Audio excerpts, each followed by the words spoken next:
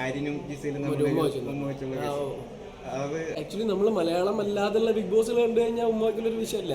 ഒരിടത്ത് കരച്ചില് ഒരിടത്ത് ഉമ്മോക്കില് എങ്ങനെയൊക്കെയാണ് അയ്യോ ഞാൻ കേട്ടില്ല. ഫേവറേറ്റ് ആയിട്ട് ആരെല്ലാം ഉണ്ടോ? Of course Binny. ആക്ച്വലി എനിക്കും ഫീൽ ചെയ്തത് റിയൽ ബിഗ് ബോസ് ഗെയിമർ എന്ന് പറയുന്ന ഒരു സാധനം പുള്ളിയായിട്ടാണ് എനിക്ക് ഫീൽ ചെയ്തത്. ഇപ്പൊ ഒരു ബിഗ് ബോസിന്റെ സീസൺ ആണല്ലോ, ബിഗ് ബോസ് ഒക്കെ കണ്ടു തുടങ്ങിയോ? ബിഗ് ബോസ് ഞങ്ങൾ കാണുന്നുണ്ട്. ബിഗ് ബോസ് എനിക്ക് പേഴ്സണലി അറിയാവുന്ന കുറച്ച് പേരുണ്ട് ബിഗ് ബോസിനകത്ത്, അതുകൊണ്ട് ഞാൻ കാണുന്നുണ്ട്. ആക്ച്വലി ഞാനൊരു ഇതിന് മുമ്പ് കഴിഞ്ഞ 2-3 സീസൺ കണ്ടിട്ടില്ല.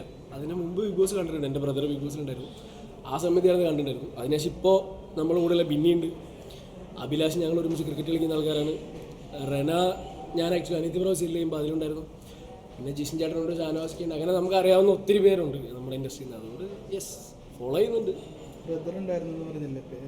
അനൂപ് കൃഷ്ണൻ, അവൻ സീസൺ 3 ഫൈനലിസ്റ്റ്. ഇപ്പോഴത്തെ ഇത് കണ്ടിട്ട് എങ്ങനെ തോന്നുന്നു?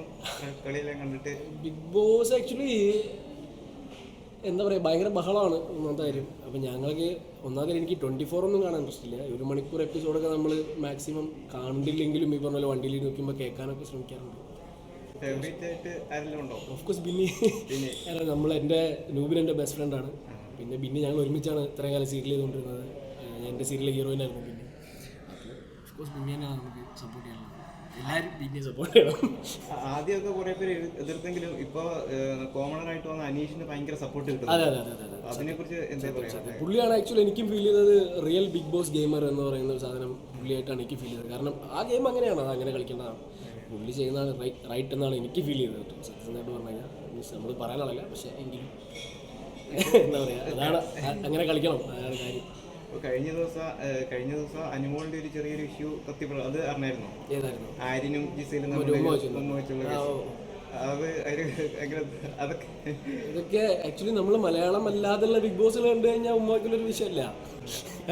കാരണം ഇതിന്റെ ബിഗ് ബ്രദറൊക്കെ കണ്ടു കഴിഞ്ഞാൽ അവർ ഇതിനു വേണ്ടിയാണ് പ്രോഗ്രാം നടത്താൻ തോന്നുന്നു, അത്രയുണ്ട്.